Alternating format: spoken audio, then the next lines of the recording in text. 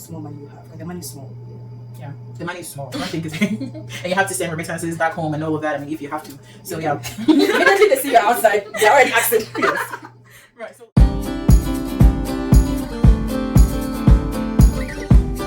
So let's get into the fun part. Wendy, what was your biggest culture shock?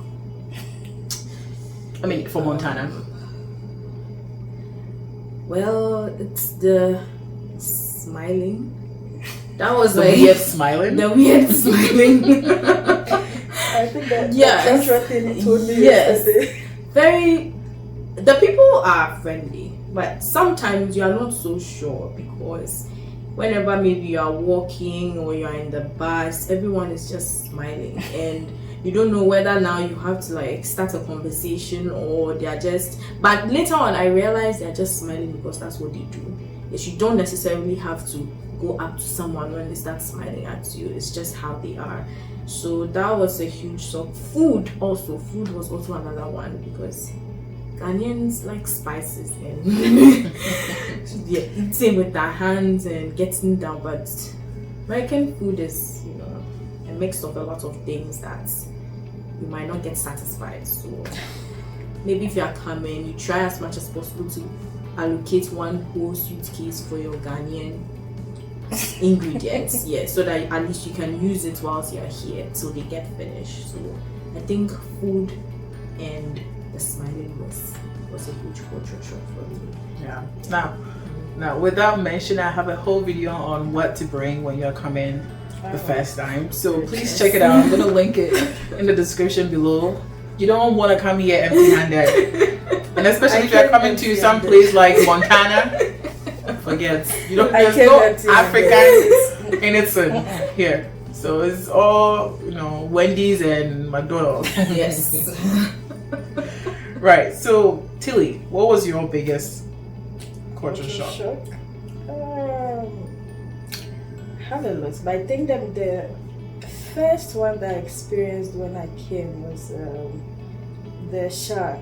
So Shower? yeah. It was it's embarrassing, but I would share.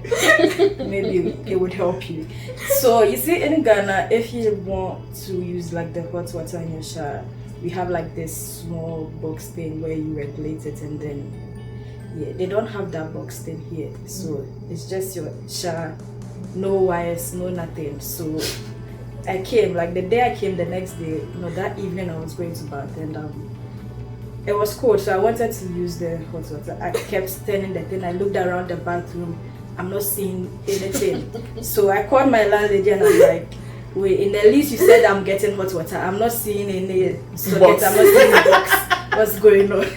And she's like, oh no, we have like a central system, so just turn the tap. I'm like, I'm not seeing any wire. Where should I turn? So it's just like hot, cold. Like, wow, technology. Yes. And they have this knob thing where if you don't want to use the tap or you want to use the shower, you would have to turn it in a certain way. And I didn't know how to turn it. So like I spent like 10 minutes on the phone with the landlady with just her explaining how I should turn it it was hell. And yeah, I mean, it was an experience for you, but like, I don't think you're the only person who has had this experience. That day I was so confused. yeah. That was one. Yeah. There's also the bar system, but I think that one is Wendy's experience. So you see in Ghana, when you pick your bus or the church where you want to get down, it's bus stop. Yeah, but they don't. You can't do that again. So How do you get down? So I came before Wendy came, and I took the bus alone the first time. So I'm going. I've seen my Google Map. Google Map says I should get down here. I've said, driver, I'll get down here. I'll get down. The driver's not biting me. So he kept going.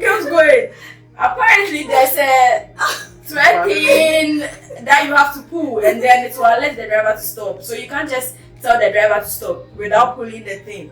So I was sitting there and I was saying, I'll stop here. And there was no one in the bus with me. It was just the driver and I. And they said you don't communicate with the driver when he's driving.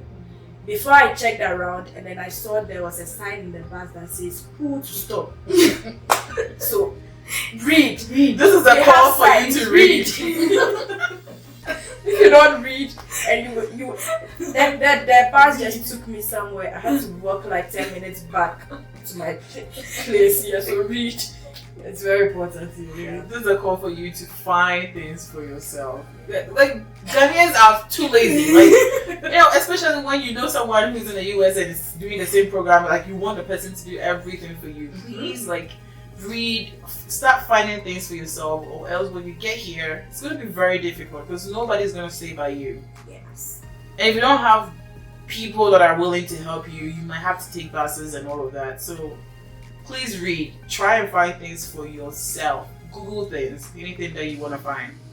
So the last thing that I want you guys to share is your individual advices to people that are coming ahead, like, you know, in the next 2 years, 3 years, people that will chance on this video. What would you like to tell them for your program, for life in the US, everything all put together? For my program, or I think any other program, just know that it will be challenging and it wouldn't be as easy as you think it is. I think in Ghana we have this mentality that we are smarter than the white kids. So when we come, we top our class, we do well, but it's not that easy. So before you come, just prepare and know that you are going to struggle a bit with things. As time goes on, you'll be okay. And also for here, the professors are very friendly and very open. So if you're struggling, you don't have to be shy to go to them to go and seek for help or explain what it is you're doing. So in terms of program, I think just know that it would be tough, but there are people there that can help you navigate through whatever struggle you are going through academically. In terms of the state, this state is cold, and we knew it was cold, but we didn't think it was this cold. So if you're someone that can't adjust to cold, or someone that doesn't really like cold, then I think before you even apply to any schools, look for schools that their climate is a bit conducive for you. And yeah, so like everything, like every little thing that you want to say. So you talked about state, you talked about academics. Oh, personal life, you'll be depressed. Trust me, you'll get depression. You would cry most times. It's tough, and I'm sure you don't want to hear these things because you are so excited to come to the US. But the US, and I think abroad in general, is depressing because you are coming alone mostly, and even if you come with your family, you are studying alone, you are doing everything alone. You don't really have anyone to talk to, and the people you have to talk to are your friends back home or your family back home, and the time difference you wouldn't get. Maybe the time you are available to talk to them, they are sleeping. So it builds up. Little by little, you are not getting people to talk to, you are sad. As time goes on, you realize you are depressed. But US and I think other countries have these mental health advocacy and all that to help you navigate the depression and all that, but still it's there. So just know that there's something like that, and there's a high chance that you might get it. And if that happens to you, you are not alone. It's not the end of the world. Just know that you're not the only one that's feeling that way, and thousands of international students all over the world are also feeling that way, and it will get better. Thank you so much for mentioning that. Yeah, there's help. Please go find it. But I think one big challenge for Ghanaians is the fact that when we hear mental advocacy, we think you're mad and the person is trying to bring you. No, like just go and talk to someone. Yeah. Sometimes the other challenge would be the difference in like culture, because what you're saying they don't really understand. But still, take a shot at it. Try. Wendy. Okay, so personal, education, and living in the US. Personal, aside depression, the number of times I've gotten imposter syndrome, it's very normal. Like you feel like sometimes when you're sitting in the class, when you hang around your classmates, you feel like, what am I doing here? Can I do this?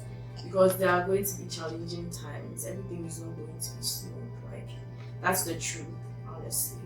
So you just have to condition yourself that you actually do deserve to be here, and that you worked hard like everyone else and you can do it. So when imposter syndrome like creeps in, just have that assurance or talk to other people, just let them know how you're feeling and let them encourage you that you actually do deserve to be here.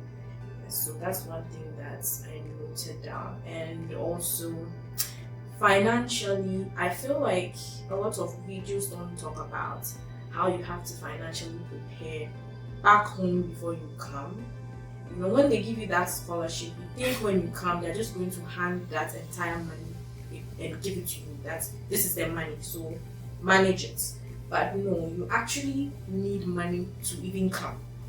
It's because financial situations are very serious. If you don't have money for application of schools and also like living here whilst before even your scholarship amount is in, it will be quite difficult. So I think financially preparing at home would be a good thing. If you are working right now, saving money is a good option that can help you when you come. And also state. It's currently snowing, so it's a very cold place. So if, like Tilly said, if you feel like being in such a cold state will not be helpful, when you're looking into schools, try and look for places that have hotter climates that you think can help you. But then if you enjoy the cold, standing in the snow, taking pictures and videos, then Montana is Montana. Yes. So it's just up to you. No, we have 9 months of winter and just 2 months of summer. So the other 1 month, I don't know what it's for. But yeah, it's super cold here. So fun facts. Accent. I know that's like one of the things that for Ghanaians and for other international students is like very huge. What is your most embarrassing moment in terms of accents? Like, how did it happen? Like, how did you feel like?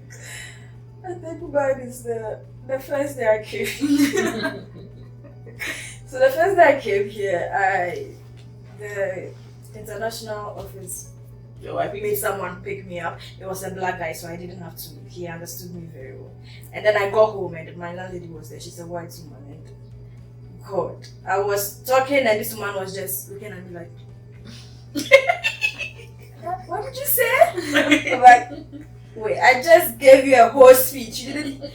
It was tough. So I had to. Then I've not even been to America before, but then I had to like add the way she was speaking to my language for her to understand. Even with that, she still can't understand me. I think in terms of accents, I've not gotten there yet. I think Wendy is better. Maybe because she teaches the white kids, but yeah. At this point, I don't care. If you can't hear me out, I don't know. At this point, I've tried my best to speak like the way they do, but at this point, I don't care. So, unless maybe you are teaching. If you are teaching, then it's very important. You'll have to give the accent a bit, but I don't teach, luckily for me. So, if aside maybe the student, when they come to me, then I would have to, but I don't have to overdo it for them to understand me. My professors and the student that come to me, luckily for me, they understand me now. So yeah, I think one thing that I learned with the accent is I talk fast. So because I can't give the American accent, I have to talk very slowly for them to hear me word by word. That's great. It's good that you have noticed that you are working towards like, hey, let me take my time for them to hear me. What about you? Did you even have any like challenge in terms of accent? So I knew I had to pick an accent, right? Because I had to go and teach. So I taught myself the accent at the point. Yes, because I didn't want the situation where they maybe gave me feedback that they could not hear what I was saying in class or they could not understand what I was saying because, being colonized by the British, there are some words that we pronounce differently from Americans, and sometimes I even make that mistake in class. So I realized it and then, I changed that. So it's very important that as you teach, you pick up the accent. Unfortunately, you have to. So that you can help your students. Yes, so I have an American accent when I'm teaching. And you will get to by force. Yes. Immediate and immediately. Yeah, especially for, just as Tilly said, especially if you're teaching, it's frustrating if your students are zoning out of class and like you don't know how to bring them back. So you have to like pick it up very fast. And it helps too for you to like, communicate with, like, when you actually move with your friends, you're able to communicate with them the way that they can hear you. But trust me, even people that are super like there, they still pronounce words that are, their friends will be like, what? So it doesn't end. It doesn't end because we are British, like we were colonized by British, and then the way we pronounce some words are inbuilt, like whether you like it or. The last time I said Connecticut, and then someone was like, what? Say it again. I'm like, I'm not saying it again. I'm not saying it again, but we pronounce the T. Please, emphasis on the T. Yeah. Mine was gestures and gestures. So they say gestures, and I kept on saying gestures, and they were all looking at me. Schedule and schedule. Right. So there you have it. Thank you so much for doing this video, and I hope you have learned a thing or two for your process. And even if you're here, you are learning some new things that you can incorporate in your own personal life. So do you guys mind sharing like your social, like Instagram or something like that? I know some people might want to reach out, especially for Wendy, public speaking, and for economics. For you, you have a master's in Ghana, and you're also doing a master's here. Like, how did that happen for you? So would you like to go first? Yeah, so mine, I think I'll just share my Instagram. It's just M as in Matilda _ Kabutey, KABUTEY. Great. I need my phone for my Instagram. Right, so I'm gonna take it from Wendy and I'm gonna put it down in the description box. I can give you my Snapchat. Oh yeah, please go. Okay, my Snapchat is Wendy for Purple. So there's no space in between, and the Wendy does not start with a capital W. So small letters throughout. So yes. Please, did you hear? It's not capital. So with that said, this is the end of the video. Please subscribe if you have not subscribed. Join the family. Like this video, share this video to your friends and family, and hit the subscribe button. And after you're done with that, please hit the post notification bell right next to it so you'll be notified anytime that I post a new video. And with that said, see you in my next video. Bye.